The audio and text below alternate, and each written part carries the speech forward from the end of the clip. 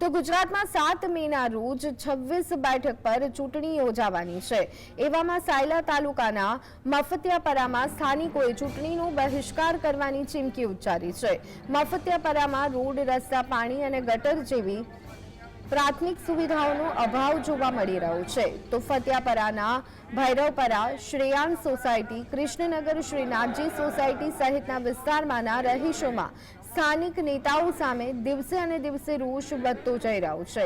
આ દરમિયાન યોજાયેલી મીટિંગમાં તમામ મુદ્દે રોષ વ્યક્ત કરી અને વિકાસ નહીં તો વોટ નહીં તે મુદ્દાને લઈ અને ચૂંટણી બહિષ્કાર કરવાનો નિર્ણય લેવાની સાથે ચૂંટણી બહિષ્કાર કરવાના શપથ પણ લેવામાં આવ્યા હતા।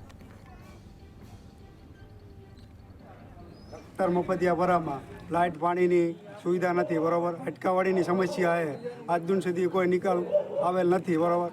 અને ગાંધીનગર લગી અરજી કરવા છતાંય આજ દિન સુધી કોઈ અધિકારી કે કોઈ હજી નિર્ણય કરેલ નથી। તાલુકા સોગતમાં 8 થી 10 વાર આ પ્રશ્ન આપેલ છે। આ દારૂની બાટલી આવે અને ઓલા ભજીયા ખવડાવે, પાણી તો આવતું નથી ને મત દો શું મત દેવી કઈ પાણી નથી, લાઈટો નથી હોતી, રોડ નથી, શું 60 વર્ષ થયા મારા।